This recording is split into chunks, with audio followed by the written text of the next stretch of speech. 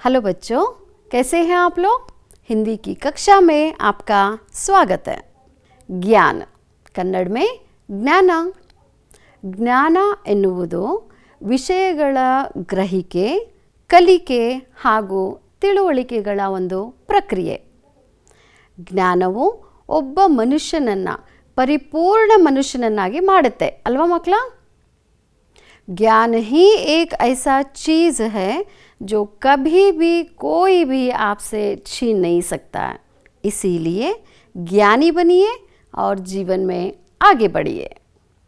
आज हिंदी वल्लरी तृतीय भाषा हिंदी की छठी कक्षा में निहित अक्षर ही अक्षर पाठ पर हम लोग गौर करेंगे. 23ನೇಯ ಪಾಠ ಮಕ್ಕಳ ಅಕ್ಷರ ಹಿ ಅಕ್ಷರ್ ಅನ್ನೋ ಪಾಠದ ಬಗ್ಗೆ ಇವತ್ತು ನಾವು ತಿಳ್ಕೊಳ್ಳೋಣ. और यहाँ देखिए बच्चों, हिंदी के अक्षर पूरा भरा हुआ है ना. ಅಕ್ಷರ मतलब ಕನ್ನಡದಲ್ಲೂ ಅಕ್ಷರಗಳು. ಸೊ ಇವತ್ತಿನ ಪಾಠ ಅಕ್ಷರ ಹಿ ಅಕ್ಷರ್. ಇಲ್ಲಿ ನೋಡಿ ಮಕ್ಕಳ, ಇದು ಕನ್ನಡದಲ್ಲಿ ಬರೆಯುವಂತಹ ಅಕ್ಷರಗಳು, ಇದು ಹಿಂದಿ ಅಕ್ಷರಗಳು, ಇದು ತಮಿಳ್ ಅಕ್ಷರಗಳು, ಇದು ತೆಲುಗು ಅಕ್ಷರಗಳು. ತೆಲುಗು ಮತ್ತು ಕನ್ನಡ ಅಕ್ಷರಗಳನ್ನ ನೋಡಿ, ಎರಡು ಸ್ವಲ್ಪ ಸೇಮ್ ಟು ಸೇಮ್ ಥರ ಇದೆಯಲ್ಲ. ಆಮೇಲೆ ಇದು ಮಲಯಾಳಿ ಅಕ್ಷರಗಳು, ಇದು ಪಂಜಾಬಿ ಅಕ್ಷರಗಳು, ಮತ್ತು ಇದು ಗುಜರಾತಿ ಅಕ್ಷರಗಳು, ಮತ್ತು ಇದು ಒರಿಸ್ಸಾದ ಅಕ್ಷರಗಳು. ನಮ್ಮ ಭಾರತದಲ್ಲಿ ಅನೇಕ ಭಾಷೆಗಳಿವೆ. ಈ ಎಲ್ಲ ಭಾಷೆಗಳಿಗೂ ಅದರದೇ ಆದ ಲಿಪಿ ಇದೆ. ನಮ್ಮ ಹಿಂದಿ ಲಿಪಿಯನ್ನು ದೇವನಾಗರಿ ಲಿಪಿ ಅಂತಲೂ ಕರೀತಾರೆ ಮಕ್ಕಳ. ಇವುಗಳೇ ಅಕ್ಷರಗಳು. आपके पाठ्य पुस्तक में अनेक प्रकार के पाठ होते हैं. पद्य भी होता है और गद्य भी होता है. पद्य ಅಂದರೆ कवितेಗಳು है ना. तो गद्य पाठ में भी अनेक प्रकार के गद्य पाठ होते हैं. जैसे कि कोई पाठ नाटक के रूप में होता है और कोई पाठ कहानी के रूप में होता है और कोई निबंध के रूप में. ये जो अक्षर ही अक्षर पाठ है वो निबंध रचना है. निबंध गद्य लेखन की एक विधा है. किसी एक विषय पर विचारों को क्रमबद्ध कर सुंदर, सुगठित और सुबोध भाषा में लिखी रचना को ನಿಬಂಧ कहते हैं. ಕನ್ನಡದಲ್ಲಿ ಮಕ್ಕಳ ಪ್ರಬಂಧ ಅಂತ ಅಲ್ವಾ. ಪ್ರಬಂಧ ಅಂದರೆ ಯಾವುದೇ ಒಂದು ವಿಷಯದ ಬಗ್ಗೆ ತಮ್ಮ ವಿಚಾರಗಳನ್ನು ಕ್ರಮಬದ್ಧ ರೂಪದಲ್ಲಿ ಸುವ್ಯವಸ್ಥಿತವಾದ ವಾಕ್ಯಗಳಲ್ಲಿ ಸರಳವಾದ ಭಾಷೆಯಲ್ಲಿ ಬೇರೆಯವರ ಮುಂದೆ ಇಡುವುದೇ ಪ್ರಬಂಧ. ನಿಮ್ಮ ಈ ಪಾಠ ಅಕ್ಷರ ಹಿ ಅಕ್ಷರನೂ ಸಹ ಒಂದು ಪ್ರಬಂಧದ ರೂಪದಲ್ಲಿದೆ. ये पाठ आपके पाठ्य पुस्तक में क्यों रखा हुआ है? इस पाठ के द्वारा बच्चे अक्षर के महत्व के बारे में सीखेंगे. ಈ ಪಾಠದ ಮೂಲಕ ನಮ್ಮ ಜೀವನದಲ್ಲಿ ಅಕ್ಷರಗಳ ಎಷ್ಟು ಮಹತ್ವವಿದೆ ಅನ್ನೋದನ್ನು ನೋಡೋಣ. ವಾಚನ್ ಬಚ್ಚೋ ಓದುವುದು ಅಲ್ವಾ.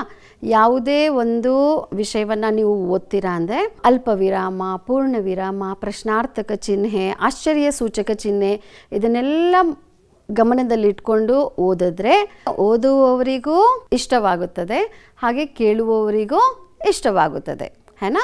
अभी हम ये पाठ को वाचन करेंगे और ध्यान से सुनिए और कोशिश कीजिए कि आप लोग भी ऐसे ही वाचन करेंगे.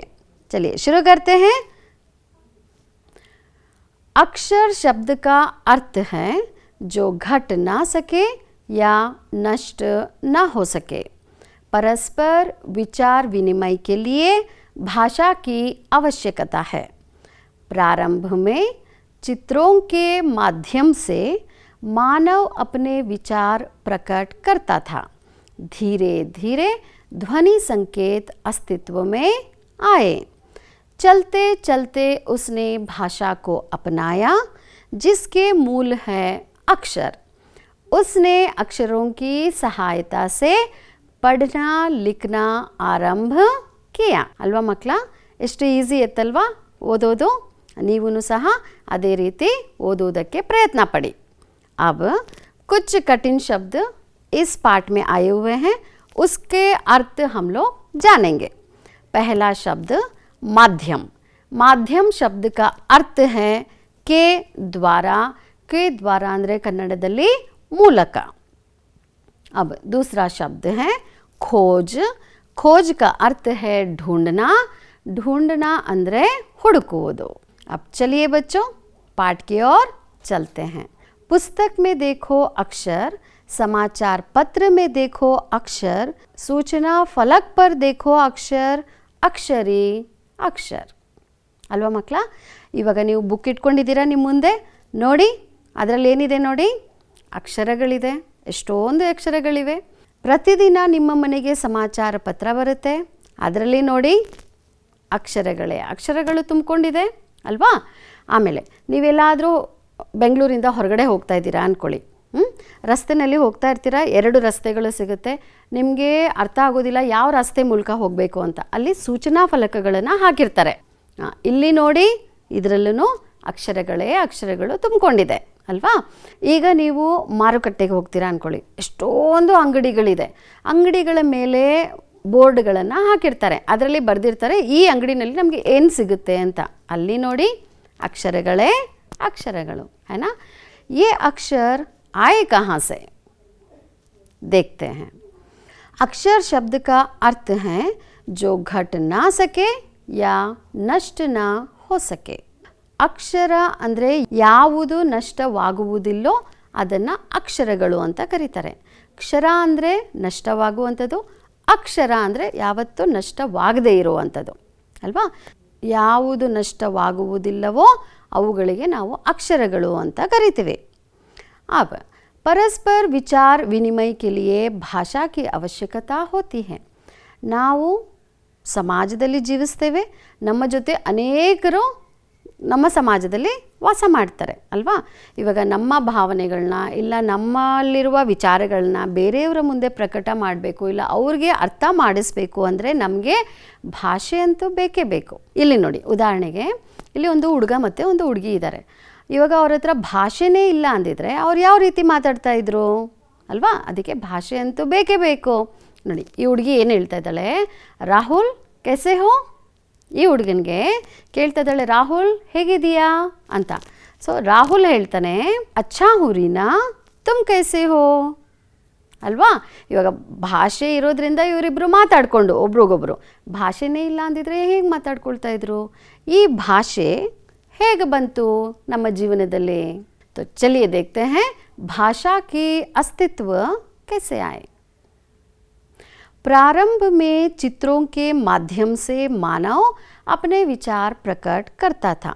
ಮೊದಲು ನಮ್ಮ ಪೂರ್ವಜರು ಅಲ್ವಾ ಗುಹೆಗಳಲ್ಲಿ ವಾಸಿಸ್ತಾ ಇದ್ರು, ಆವಾಗ ಅವ್ರ ಹತ್ರ ಭಾಷೆ ಅಂತೂ ಏನೂ ಇರಲಿಲ್ಲ ಅಲ್ವಾ?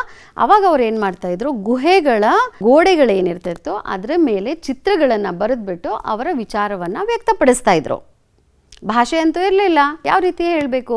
ಅವ್ರು ಏನು ಮಾಡ್ತಾಯಿದ್ರು, ಗೋಡೆಗಳ ಮೇಲೆ ಚಿತ್ರಗಳನ್ನ ಬರೆದು ಅವರ ವಿಚಾರಗಳನ್ನ ನಮ್ಮ ಮುಂದೆ ಇಡ್ತಾಯಿದ್ರು. ಅವ್ರ ಧೀರೆ ಧೀರೆ ಧ್ವನಿ ಸಂಕೇತ ಅಸ್ತಿತ್ವ ಮೇ ಆಯೆ. ಆಮೇಲೆ ಏನು ಮಾಡಿದ್ರು, ಪ್ರಾಣಿಗಳು, ಪಕ್ಷಿಗಳು, ಓಕೆ, ಇವುಗಳನ್ನು ಗಮನವಿಟ್ಟು ಕೇಳಿಸ್ಕೊತಾ ಇದ್ರು. ಇವಾಗ ಉದಾಹರಣೆಗೆ ಇದು ನಾಯಿ ನೋಡಿ, ನಾಯಿ ಏನನ್ನುತ್ತೆ, ಅದರ ಭಾಷೆ ಏನು, ಭೌ ಭೌ ಅನ್ನುತ್ತೆ.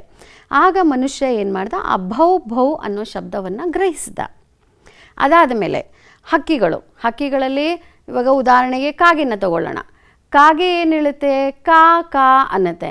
ಆ ಕಾ ಅನ್ನೋ ಒಂದು ಶಬ್ದವನ್ನು ಅವನು ಗ್ರಹಿಸಿದ. ಹೀಗೆ ಅನೇಕ ಪ್ರಾಣಿಗಳು, ಉದಾಹರಣೆಗೆ ಹಸು ಅಂಬಾ ಅನ್ನತ್ತೆ, ಅಂಬಾ ಅನ್ನೋ ಶಬ್ದ ತಗೊಂಡ. ಆಮೇಲೆ ಬೆಕ್ಕು ಮ್ಯಾವ್ ಅನ್ನತ್ತೆ, ಮ್ಯಾವ್ ಅನ್ನೋ ಶಬ್ದನ ತಗೊಂಡ. ಹಾಗೆ ಕೋಗಿಲೆ ಕುಹು ಅನ್ನತ್ತೆ, ಆ ಶಬ್ದವನ್ನು ತಗೊಂಡ. ಹಾಗೆ ಶಬ್ದಗಳನ್ನು ತಗೊಂಡು ನಿಧಾನವಾಗಿ ತನ್ನ ಭಾಷೆಯನ್ನು ಅಸ್ತಿತ್ವಕ್ಕೆ ತರಲು ಶುರು ಮಾಡಿದ. और चलते चलते उसने भाषा को अपनाया जिसके मूल में है अक्षर। ಇದೇ ರೀತಿ ಪ್ರಾಣಿಗಳು ಹಾಗೂ ಪಕ್ಷಿಗಳಿಂದ ಧ್ವನಿಗಳನ್ನು ಸ್ವೀಕರಿಸಿ ಅವನು ತನ್ನ ಶಬ್ದಕೋಶವನ್ನು ತಯಾರು ಮಾಡ್ದ. ಈ ರೀತಿ ಭಾಷೆ ಬಂತು. ಈಗ ಭಾಷೆ ಅಂತೂ ಬಂತು, ಭಾಷೆ ಮಾತಾಡೋದಕ್ಕೆ ಶುರು ಮಾಡ್ದ. ಆಯಿತಾ, ಅವನ ವಿಚಾರಗಳನ್ನ ಬೇರೆಯವ್ರಿಗೆ ಹೇಳ್ತಾ ಇದ್ದ. ತೆಲುಗು ಭಾಷೆ, ತಮಿಳು ಭಾಷೆ, ಕನ್ನಡ ಭಾಷೆ, ಮಲಯಾಳಿ ಭಾಷೆ ಅಲ್ವಾ, ಅನೇಕ ಪ್ರಕಾರದ ಭಾಷೆಗಳಿವೆ. ಅವರು ಅವರದೇ ಆದ ಭಾಷೆಗಳಲ್ಲಿ ತಮ್ಮ ತಮ್ಮ ಅಭಿಪ್ರಾಯಗಳನ್ನು ವ್ಯಕ್ತಪಡಿಸ್ತಾ ಇದ್ದರು. ಈಗ ಅದನ್ನು ಅವನು ಎಲ್ಲಾದರೂ ಸಂಗ್ರಹಿಸಿ ಇಡಬೇಕಾಗಿತ್ತು ಅಲ್ವಾ. ಬರೀ ಅವರು ಮಾತ್ರ ಮಾತಾಡಿ ಬಿಟ್ಬಿಟ್ರೆ ಅದು ಮುಗೀತು, ಆ ತಲೆಮಾರಿಗೆ ಮುಗಿದೋಗುತ್ತೆ. ಆದರೆ ಅವನು ಮಾನವ ತನ್ನ ತಲೆಮಾರಿನಿಂದ ಮುಂದಿನ ತಲೆಮಾರಿನವರಿಗೆ ಇದನ್ನು ಹಸ್ತಾಂತರಿಸಬೇಕು ಅಂತ ಯೋಚನೆ ಮಾಡ್ದ. ಆವಾಗ ಕಂಡುಹಿಡ್ದ ಅಕ್ಷರಗಳನ್ನ. ನೋಡಿ, ಇದು ಹಿಂದಿ ಅಕ್ಷರಗಳು ಅಲ್ವಾ, ನಮಗಂತೂ ಗೊತ್ತಿದೆ. ಅ ಆ ಇ ಈ ಉ ಊ ರು ಎ ಐ ಓ ಔ ಅಂ ಅಹ ಅಲ್ವಾ. ಇದೇ ಥರ ಕ ಕ ಗ ಗ ನ ಎಲ್ಲ ಇದೆ ಹಿಂದಿನಲ್ಲಿ. ಈ ರೀತಿಯ ಅಕ್ಷರಗಳನ್ನ ಕಂಡುಹಿಡಿದ್ರು. ಇದೇ ಥರ ಬರೀಬೇಕು. ಈ ಥರ ಬರೆದ್ರೆ ಅ ಅಂತ ಆಗುತ್ತೆ, ಈ ರೀತಿ ಬರೆದ್ರೆ ಆ ಅಂತ ಆಗುತ್ತೆ. ಆಯಿತಾ. ಸೊ ಅಕ್ಷರಗಳು ಅಸ್ತಿತ್ವಕ್ಕೆ ಬಂದು और उसने अक्षरों की सहायता से पढ़ना लिखना सब ಆರಂಭ कर दिया. ಅಕ್ಷರಗಳು ಬಂದಾದಮೇಲೆ ಅದನ್ನು ವ್ಯವಸ್ಥಿತವಾಗಿ ಜೋಡಿಸಿ ಶಬ್ದಗಳನ್ನ ಮಾಡ್ದ. ಅಕ್ಷರಗಳಿಂದ ಶಬ್ದಗಳು, ಶಬ್ದಗಳಿಂದ ವಾಕ್ಯಗಳು, ಹಾಗೆ ವಾಕ್ಯಗಳಿಂದ ಅವನು ಬರೆಯೋದಕ್ಕೆ ಶುರು ಮಾಡ್ದ. ಆಮೇಲೆ ಪುಸ್ತಕಗಳಿಗೆ ಬರೆದು ಶೇಖರಿಸಿ ಇಟ್ಟ. ನಾವು ಇವಾಗ ಇದೇ ಪುಸ್ತಕಗಳನ್ನು ಓದಿ ಅವರು ಸಂಪಾದಿಸಿದಂತಹ ಜ್ಞಾನವನ್ನು ಮುಂದಿನ ಪೀಳಿಗೆಗೂ ಸಹ ಹಸ್ತಾಂತರಿಸ್ತೀವಿ, ನಾವು ಅದನ್ನು ಉಪಯೋಗಿಸ್ತೀವಿ.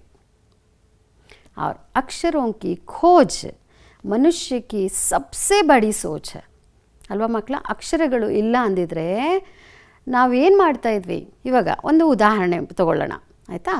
ಇದು ನೋಡಿ, ಅಂತರಿಕ್ಷ. ನಮಗಂತೂ ಏನೂ ಗೊತ್ತಿರಲಿಲ್ಲ ಅಲ್ವಾ. ಆದಿ ಮಾನವನ ನೋಡಿ, ಅವನಿಗಂತೂ ಏನೂ ಗೊತ್ತಿರಲಿಲ್ಲ. ಆಮೇಲೆ ಮುಂದಿನ ಪೀಳಿಗೆಯವರು ಏನು ಮಾಡಿದ್ರು, ಇದೇ ಥರ ಕಂಡು ಹಿಡಿತಾ ಹೋದರು. ಬರೀ ಪೃಥ್ವಿನೇ ಅಲ್ಲ, ಇನ್ನೂ ಬೇರೆ ಗ್ರಹಗಳು ಇದೆ ಅಂತ. ಗೆಲಿಲಿಯೋ ಗೆಲಿಲಿ ಜ್ಞಾಪಕ ಇರಬೇಕು ನಿಮಗೆ ಅಲ್ವಾ. ಅವ್ರು ಹೇಳಿದ್ರು ಅಂತರಿಕ್ಷದಲ್ಲಿ 9 ಗ್ರಹಗಳಿದೆ, ಸೌರ ವ್ಯೂಹ ಇದೆ ಅಲ್ವಾ. 9 ಗ್ರಹಗಳು, ಸೂರ್ಯ ಮಧ್ಯದಲ್ಲಿರ್ತಾನೆ, ಅವನ ಅಕ್ಕಪಕ್ಕ ಎಲ್ಲ ಗ್ರಹಗಳು ಸುತ್ತುತ್ತವೆ ಅಂತ ಅವನು ಹೇಳ್ಕೊಟ್ಟ ಅಲ್ವಾ. ಅವನು ಹೇಳೋದನ್ನು ಅವನು ವ್ಯಕ್ತಪಡಿಸಿದ. ಅದನ್ನು ಏನಾದರೂ ಬರೆದು ಇಟ್ಟಿರಲಿಲ್ಲ ಅಂದಿದ್ರೆ ನಮ್ಮ ಪೀಳಿಗೆಯವರಿಗೂ ಅದು ಹೇಗೆ ಬರ್ತಾಯಿತ್ತು, ನಮಗೆ ಹೇಗೆ ಗೊತ್ತಾಗ್ತಾಯಿತ್ತು. ಅವರು ಏನು ಕಂಡುಹಿಡ್ದಿದ್ರು, ಅಂತರಿಕ್ಷವನ್ನು ಕಂಡುಹಿಡ್ದಿದ್ರು, ಅದರಲ್ಲಿ 9 ಗ್ರಹಗಳನ್ನ ಕಂಡುಹಿಡ್ದಿದ್ರು ಅಂತ ನಮ್ಗೆ ಹೇಗೆ ಗೊತ್ತಾಗ್ತಾಯಿತ್ತು. ಅವರು ಅದನ್ನು ಬರೆದಿಟ್ರು ಅಲ್ವಾ. ಸೊ ಅವರು ಬರೆದಿರೋದನ್ನು ಮುಂದಿನ ಪೀಳಿಗೆಯವರು ಓದಿದ್ರು. ಇವಾಗ ಮುಂದಿನ ಪೀಳಿಗೆಯವ್ರಿಗೆ ಏನು ಅನ್ನಿಸ್ತು, ನಾವು ಅಲ್ಲಿ ಹೋಗಬೇಕು, ಆ ಗ್ರಹಗಳನ್ನ ನೋಡಬೇಕು ಅನ್ನಿಸ್ತು. ಆವಾಗ ಅವ್ರು ಏನು ಮಾಡಿದ್ರು, ರಾಕೆಟ್ನ ತಯಾರಿ ಮಾಡಿದ್ರು. ನೋಡಿ, ರಾಕೆಟ್ಟು ತಯಾರಿ ಮಾಡೋದು ಅಷ್ಟು ಸುಲಭ ಅಲ್ಲ ಅಲ್ವಾ ಮಕ್ಕಳ. ಆದರೂ ತಯಾರಿ ಮಾಡಿದ್ರು. ಅವರೇನು ತಯಾರಿ ಮಾಡಿದ್ರು ಅದನ್ನು ಬರೆದಿಟ್ರು. ರಾಕೆಟ್ನ ಹೀಗೆ ತಯಾರಿಸಬೇಕು ಅಂತ ಬರೆದಿಟ್ರು. ನಾವೇನು ಮಾಡಿದ್ವಿ, ಅದನ್ನು ಬರೆದಿರೋದನ್ನು ಓದ್ಬಿಟ್ಟು ಇನ್ನು ಮುಂದೆ ಪ್ರಯೋಗಗಳನ್ನ ಮಾಡಬೇಕಿತ್ತು, ಇಲ್ಲ ಆವಿಷ್ಕಾರಗಳನ್ನು ಮಾಡಬೇಕಿತ್ತು, ಅದನ್ನು ಮಾಡಿದ್ವಿ.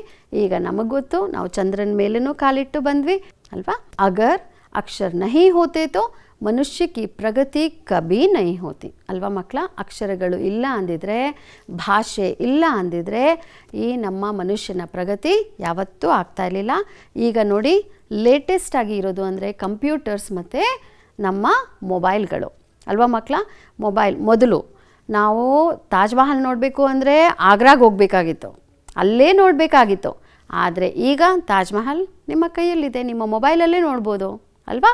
ಆಮೇಲೆ ಈಜಿಪ್ಟಲ್ಲಿರೋ ಪಿರಮಿಡ್ಗಳು ನೋಡಬೇಕು ಅಂತ ಹೇಳಿದ್ರೆ ಈಜಿಪ್ಟ್ಗೆ ಹೋಗಬೇಕಾಗಿತ್ತು ಆಗಿನ ಕಾಲದಲ್ಲಿ. ಆದರೆ ಇವಾಗ ನಾವು ನಮ್ಮ ಮೊಬೈಲಲ್ಲೇ ನೋಡ್ಬೋದು ಅಲ್ವಾ. ಮನುಷ್ಯ ಪ್ರಗತಿಯನ್ನು ಮಾಡಿದ್ದು ಇದೇ ನಮ್ಮ ಅಕ್ಷರಗಳಿಂದ. ಅಕ್ಷರ ಶಬ್ದ ರಚತೆ हैं, अर्थ बोध कराते हैं और मनुष्य को संगजीवी बनाते हैं है ना. ಅಕ್ಷರಗಳನ್ನು ಜೋಡಿಸಿ ನಾವು ಶಬ್ದಗಳನ್ನು ಮಾಡಿದ್ವಿ, ಶಬ್ದಗಳನ್ನು ಜೋಡಿಸಿ ವಾಕ್ಯಗಳನ್ನು ಮಾಡಿದ್ವಿ.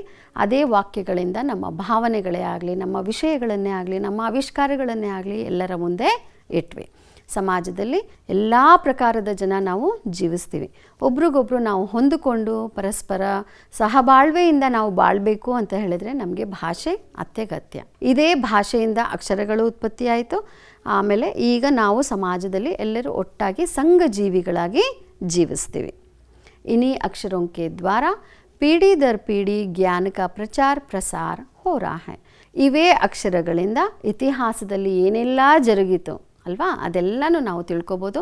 ಒಂದು ತಲೆಮಾರಿನಿಂದ ಇನ್ನೊಂದು ತಲೆಮಾರಿಗೆ ಈ ಜ್ಞಾನವು ಹಸ್ತಾಂತರವಾಗಬೇಕು ಅಂದರೆ ಈ ಅಕ್ಷರಗಳಿಂದ ಮಾತ್ರ ಸಾಧ್ಯ, ಇಲ್ಲ ಅಂದರೆ ಸಾಧ್ಯವೇ ಇಲ್ಲ. ಈ ಪಾಠದಲ್ಲಿ ನಾವೇನು ನೋಡಿದ್ವಿ, ಅಕ್ಷರಗಳು ಹೇಗೆ ಅಸ್ತಿತ್ವಕ್ಕೆ ಬಂತು, ಭಾಷೆ ಹೇಗೆ ಅಸ್ತಿತ್ವಕ್ಕೆ ಬಂತು ಅಲ್ವಾ.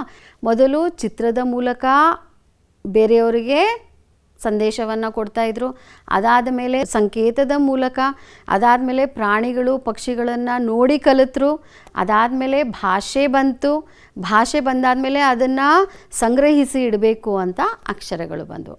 ಇವತ್ತು ಅಕ್ಷರಗಳ ಸಹಾಯದಿಂದ ನಾವು ಇತಿಹಾಸದಲ್ಲಿ ಏನಾಗಿತ್ತು ಅಲ್ವಾ, ನಮ್ಮ ಪೂರ್ವಜರು ಏನೇನು ಕಂಡುಹಿಡಿದ್ರು ಅದನ್ನೆಲ್ಲನೂ ಪುಸ್ತಕಗಳ ಮಾಧ್ಯಮದಲ್ಲಿ ನಾವಿವತ್ತು ಓದ್ತೀವಿ. ಅಕ್ಷರಗಳ ಮಹತ್ವ ಬಹಳ ಬಹಳ ಮಹತ್ವದ್ದು ನಮ್ಮ ಜೀವನದಲ್ಲಿ. ಇಲ್ಲಿ ನೋಡಿ ಮಕ್ಕಳ, ಓಕೆ, ಮೂಲ ರೂಪದಲ್ಲಿ ಯಾವುದರ ಮೇಲೆ ಬರೆದು ಇಡ್ತಾ ಇದ್ರು ಅನ್ನೋದನ್ನು ನಾವಿಲ್ಲಿ ನೋಡೋಣ, ಆಯಿತಾ. ಇಲ್ಲಿ ನೋಡಿ, ಇದು ಮೊದಲು ಕಲ್ಲಿನ ಮೇಲೆ ಬರೆದಿಡ್ತಾ ಇದ್ರು, ಆಮೇಲೆ ತಾಮ್ರದ ಹಾಳೆಯ ಮೇಲೆ, ಆಮೇಲೆ ಇದು ಒಂದು ರೀತಿಯ ಮಣ್ಣು, ಕ್ಲೇ ಅಂತ ಹೇಳ್ತಾರೆ ಅಲ್ವಾ. ಸೊ ಆಮೇಲೆ ಇದ್ರ ಮೇಲೆ ಬರೆದಿಡೋದಕ್ಕೆ ಶುರು ಮಾಡಿದ್ರು. ಇದು ಪಪೈರಸ್ ಅಂತ ಒಂದು ಕಾಂಡ, ಮರದ ಕಾಂಡ, ಅದನ್ನು ಸೀಳಿ ಅದನ್ನು ನೆನೆಸಿ ಒಣಗಿಸಿ ಆಮೇಲೆ ಒಂದ್ರ ಮೇಲೆ ಒಂದು ಇಟ್ಟು ಹಾಳೆ ಥರ ಮಾಡಿ ಆಮೇಲೆ ಇದ್ರ ಮೇಲೆ ಬರೆದು ಸಂಗ್ರಹಿಸಿ ಇಟ್ಟರು. ಅದಾದಮೇಲೆ ಇಲ್ಲಿ ನೋಡಿ, ಇದು ಪ್ರಾಣಿಯ ಚರ್ಮದ ಮೇಲೆ ಸಹ ಬರೆದು ಸಂಗ್ರಹಿಸಿದ್ರು. ಅದಾದಮೇಲೆ ಇದು ಮರದ ತೊಗಟೆ, ಅದರ ಮೇಲೆ ಬರೆದ್ರು. ಇದು ತಾಳೆಗರಿ, ನಮಗೊತ್ತು, ನಮ್ಮದು ರಾಮಾಯಣ ಮಹಾಭಾರತ ವೇದಗಳು ಎಲ್ಲವನ್ನು ಈ ತಾಳೆಗರಿ ಮೇಲೇ ಬರೆದು ಸಂಗ್ರಹಿಸಿ ಈಗಲೂ ಇಟ್ಟಿದ್ದಾರೆ. ಇದನ್ನೆಲ್ಲ ಓದಿನೇ ನಾವು ಅನೇಕ ವಿಷಯಗಳ ಬಗ್ಗೆ ತಿಳ್ಕೊಳ್ತೀವಿ ಅಲ್ವಾ. ಈಗ ನಮಗೆ ಗೊತ್ತೇ ಇದೆ, ನಾವು ಶಾಲೆಗಳಲ್ಲಿ ಮತ್ತು ನಮ್ಮ ಜೀವನದಲ್ಲಿ ಎಲ್ಲ ರೀತಿಯಲ್ಲೂ ಇದನ್ನು ಪ್ರಯೋಗಿಸ್ತೀವಿ. अब चलिए बच्चों, हो गया पाठ हमने जाना. अब चलते हैं प्रश्नोत्तर की ओर और हम कुछ प्रश्न पूछेंगे, आप उसका उत्तर देने की कोशिश करेंगे, ठीक है. चलिए प्रश्नों के उत्तर लिखना है. पहला प्रश्न है, अक्षर शब्द का अर्थ क्या है? तो अक्षर शब्द का अर्थ है जो घट ना सके या नष्ट ना हो सके, ಯಾವುದು ನಷ್ಟವಾಗುವುದಿಲ್ಲವೋ ಅವುಗಳನ್ನು ಅಕ್ಷರಗಳು ಅಂತ ಕರೀತಾರೆ ಅಲ್ವಾ ಮಕ್ಕಳ. दूसरा प्रश्न, भाषा की आवश्यकता किसके लिए है? उत्तर क्या है? परस्पर विचार विनिमय के लिए भाषा की आवश्यकता है. ಒಬ್ರಿಗೊಬ್ರು ಮಾತಾಡ್ಕೊಳ್ಳೋದಕ್ಕೆ ಭಾಷೆ ಅಂತೂ ಬೇಕೇ ಬೇಕು. तीसरा प्रश्न, प्रारंभ में मानव अपने विचार कैसे प्रकट करता है? ತಮ್ಮ ವಿಚಾರವನ್ನು ಮನುಷ್ಯರು ಮೊದಲು ಆದಿಕಾಲದಲ್ಲಿ ಹೇಗೆ ಪ್ರಕಟ ಮಾಡ್ತಾ ಇದ್ರು? और उत्तर है, प्रारंभ में मानव अपने विचार चित्रों के माध्यम से प्रकट करता था, है ना. पहले चित्र लिख के फिर उसके द्वारा प्रकट करता था. और चारवा प्रश्न है, मानव ने किसकी सहायता से पढ़ना लिखना आरंभ किया? ಮೊದಲು ಅವನು ಬರೆಯೋದಕ್ಕೆ ಹೇಗೆ ಶುರು ಮಾಡ್ದ? और उत्तर है, मानव ने अक्षरों की सहायता से पढ़ना लिखना ಆರಂಭ ಕಿಯ. ಅಕ್ಷರಗಳನ್ನ ಕಂಡಿಡ್ದ, ಅದ್ರ ಮೂಲಕ ಬರೆಯೋದಕ್ಕೆ ಓದೋದಕ್ಕೆ ಶುರು ಮಾಡ್ದ. पांचवा प्रश्न, अक्षरों का महत्व क्या है ना बच्चों? उत्तर है, अक्षर शब्द रचते हैं, ಅರ್ಥಬೋಧ कराते हैं और मनुष्य को ಸಂಘಜೀವಿ बनाते हैं. ಶಬ್ದಗಳಿಂದ ವಾಕ್ಯಗಳಾಗುತ್ತೆ, ಆ ವಾಕ್ಯಗಳು ಓದಿದಾಗ ನಮಗೆ ಅರ್ಥ ಆಗುತ್ತೆ, ಆವಾಗ ಮನುಷ್ಯ ಒಬ್ರಿಗೊಬ್ರು ತಮ್ಮ ವಿಚಾರಗಳನ್ನ ಪ್ರಕಟ ಮಾಡಿ ಎಲ್ಲರೂ ಒಟ್ಟಿಗೆ ಜೀವಿಸ್ತಾರೆ. छठा प्रश्न, अक्षरों के द्वारा किसका प्रचार प्रसार हो रहा है? उत्तर है, अक्षरों के द्वारा पीढ़ी दर पीढ़ी ज्ञान का प्रचार प्रसार हो रहा है. ಯಾರ್ಯಾರು ಏನೇನು ಆವಿಷ್ಕಾರ ಮಾಡಿದ್ರು ಅದೆಲ್ಲ ಒಂದು ತಲೆಮಾರಿನಿಂದ ಇನ್ನೊಂದು ತಲೆಮಾರಿಗೆ ಹಸ್ತಾಂತರ ಆಗ್ತಾ ಇದೆ. चलिए बच्चों, अब दूसरा प्रश्न देखते हैं. यहाँ पे सही शब्द चुनकर आपको लिखना है, ठीक है. पहला प्रश्न है, डैश पर देखो अक्षर. यहाँ पे आपको दो उत्तर दिया गया है, पुस्तक और सूचना फलक. अब क्या लिखोगे आप? उत्तर है सूचना फलक पर देखो ಅಕ್ಷರ. ಪುಸ್ತಕದಲ್ಲೂ ಅಕ್ಷರಗಳಿವೆ ಮಕ್ಕಳ, ಆದರೆ ಪುಸ್ತಕ ಮೇ देखो ಅಕ್ಷರ ಬರುತ್ತೆ. ಇಲ್ಲಿ सूचना फलक पर देखो अक्षर बरते. सही. चलिए दूसरा प्रश्न. प्रारंभ में डैश के माध्यम से मानव विचार प्रकट करता था. चित्रों के माध्यम से या भावों के माध्यम से? चित्रों के माध्यम से. और तीसरा प्रश्न. चलते चलते मानव ने डैश को अपनाया. भाषा या अक्षर? चलते चलते मानव ने भाषा को अपनाया. सही. और चारवा प्रश्न. अक्षरों की खोज मनुष्य की सबसे बड़ी डैश है. सोच या गलती? सोच. और पांचवा. इन्हीं डैश के द्वारा पीढ़ी दर पीढ़ी ज्ञान का प्रचार प्रसार हो रहा है. किसके द्वारा? पुस्तकों के द्वारा या अक्षरों के द्वारा? अक्षरों के द्वारा. शाबाश. अब आगे चलते हैं. आपको वर्णमाला याद है ना? वर्णमाला अ आ इ ई उ ऊ रू ए आई ओ औ अम हा. आपका बनतला मकला. ओके. यहाँ पे देखिए कुछ वर्ण दिए गए हैं, उनको क्रम में लगाना है. ठीक है. सो सबसे पहला कौन सा आता है? अ.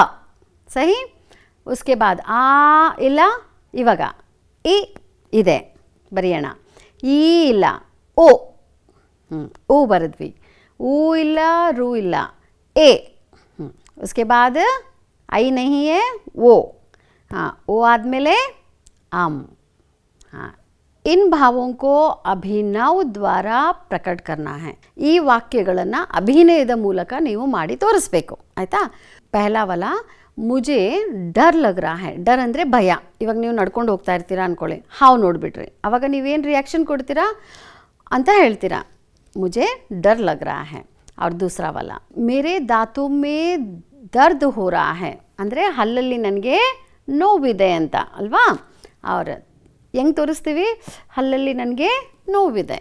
तीसरा मुझे गर्मी लग रही है ಅಲ್ವಾ. ಟಿಶ್ಯೂ ಪೇಪರ್ ತೊಗೊಂಡು ಫುಲ್ ಹಿಂಗೆ ನಾವು ಒರೆಸ್ಕೊಳ್ತೀವಿ. मुझे गर्मी लग रही है. और चारवा मुझे नींद आ रही है. ನಿದ್ದೆ ಬರ್ತಾ ಇದೆ. मुझे नींद आ रही है. ಹಿಂಗೆ ತೋರಿಸ್ತೀವಿ. और पांचवा है तुम मेरे प्यारे दोस्तों. ನೀನು ನನ್ನ बेस्ट फ्रेंड. अब गृह कार्य बच्चों, पाठ के अंत में गृह कार्य कर लीजिए. वर्णमाला के अक्षरों को सही तालिका में लिखना है. यहाँ देखिए तालिका है. स्वर आ से लेके औ तक. अयोगवाह ಅದು ಅಂ ಅಹ ಅಲ್ವಾ. ವ್ಯಂಜನ್ ಕವರ್ಗ ಚವರ್ಗ ಟವರ್ಗ ತವರ್ಗ ಪವರ್ಗ ಅದೆಲ್ಲ ಬರಿಬೇಕು ಇದರಲ್ಲಿ. ಆಮೇಲೆ ಸಂಯುಕ್ತಾಕ್ಷರ ಕ್ಷ ತ್ರ ಗ್ಯ ಈ ಮೂರನ್ನು ಇಲ್ಲಿ ಬರಿಬೇಕು. ಆಯಿತಾ. ಸೊ ಇದನ್ನು ಬರೆದ್ಬಿಟ್ಟು ತಮ್ಮ ಶಿಕ್ಷಕರಿಗೆ ತೋರಿಸಿ ಮತ್ತು ಅವರಿಂದ ಶಬಾಷ್ ಅಂತ ಶಾಬಾಷಿ ತಗೊಳ್ಳಿ. अब चलते हैं बच्चों. 24वां पाठ गिनती. 21 से लेके 50 तक ಅಂದರೆ 21ರಿಂದ ಹಿಡಿದು 50ರವರೆಗೆ. अब देखिए आपने पिछले कक्षा में तो पढ़े होंगे अल्वा. ಇದನ್ನು ಓದೋಣ ಹಿಂದಿನಲ್ಲಿ. ಓದೋಣ. 1 2 3 4 5 6 7 8 9 10. फिर 11 12 13 14 15 16 17 18 19 20. इतना तो आता है आपको. चलिए अब आगे देखते हैं 21 से. ठीक है. इस पाठ से ನಿಮ್ಮ ಪಾಠದಲ್ಲಿ 21ರಿಂದ ಹಿಡಿದು 50ರವರೆಗೂ ಇದೆ. ಇದನ್ನು ನಾವು ಈ ತರಗತಿಯಲ್ಲಿ ಕಲಿಯೋಣ. ಆಯಿತಾ. अब 21 21ಗೆ ಏನು ಹೇಳ್ತಾರೆ ಮಕ್ಕಳ? 21 22 22 23 23 24 24 25 25 26 26 27 27 28 28 29 29 और 30 30. अब फिर आगे बढ़ते हैं 31ರಿಂದ 40ವರೆಗೂ. ठीक है. 31 32 33 34 35 36 37 38, 39, 40. फिर आगे बढ़ो, 41ರಿಂದ ಹಿಡಿದು 50ವರೆಗೂ 41, 42, 43, 44, 45, 46, 47, 48, 49, 50. ಇದನ್ನು ನೀವು ಜ್ಞಾಪಕ ಮಾಡಿಕೊಂಡು ಇಟ್ಕೊಳ್ಬೇಕಾಗುತ್ತೆ ಮಕ್ಕಳ ಅಲ್ವಾ. ಈಸಿ ಮೆಥಡ್ ಅಂತ ಹೇಳಿದ್ರೆ 10, 20, 30, 40, 50 ಆ ಥರ ಜ್ಞಾಪದಲ್ಲಿ ಇಟ್ಕೊಳ್ಳಿ ಆಯಿತಾ. ಆಮೇಲೆ ಇವಾಗ 30 ಅಂದರೆ 30, ಇವಾಗ 36 ಅಂತ ಬರಿಬೇಕು ಅಂತ ಇಟ್ಕೊಳ್ಳಿ. 30 ಅವ್ರು ಓ ಛೇ, ಅವಾಗ ಏನು ಮಾಡ್ತೀರಾ 36 ಅಂತ. ಛೇನ 30ಗೆ ಹಾಕಿದ್ರೆ ಏನಾಗುತ್ತೆ 36 ಅಂತ. ಅದಕ್ಕೆ ಅವಾಗ ನಿಮಗೆ ಆ ಥರ ಮಾಡಿದ್ರೆ ಈಸಿ ಆಗುತ್ತೆ. अब चलते हैं व्याकरण की ओर, अभ्यास की ओर. ठीक है, आप ही को लिखना है, अंकों में लिखिए. तो पहला प्रश्न है 21. 21 ಅಂದರೆ ಏನು 21. 21ನ ಹಿಂದಿನಲ್ಲಿ ಹೇಗೆ ಬರೀತಾರೆ ಈ ರೀತಿ ಬರೀತಾರೆ ಅಲ್ವಾ. ಇವಾಗ ನೀವು ಈ ಡ್ಯಾಶಸ್ನ ನೀವು ಫಿಲ್ ಮಾಡಬೇಕು ಆಯಿತಾ. 27. 27 ಅಂದರೆ ಎಷ್ಟು 27. यहाँ पे हिंदी में ऐसे लिखते हैं. और 30 30 ಆಮೇಲೆ ಹಿಂದಿನಲ್ಲಿ ಈ ರೀತಿ ಬರೀತಾರೆ. 38 38 ಮತ್ತು ಹಿಂದಿನಲ್ಲಿ ಈ ರೀತಿ. शब्दों में लिखिए. अब शब्दों में लिखना है. पहला प्रश्न है 24. ಹಿಂದಿನಲ್ಲಿ ಈ ಥರ ಅಕ್ಷರದಲ್ಲಿ ಈ ರೀತಿ ಬರೀತೀರಾ. ಇವಾಗ ನೀವು ಇದನ್ನು ಫಿಲ್ ಮಾಡಬೇಕು ಆಯಿತಾ. 35 हिंदी में क्या बोलते हैं 35, 46, 46 और 49, 49. चलिए आगे बढ़ते हैं. और अब देखिए यहाँ पे है 25 25 ಬರ್ದಿದ್ದಾರೆ. अब 29 क्या बोलते हैं हिंदी में 29. और 37 के 37, 41 के 41, 44, 44.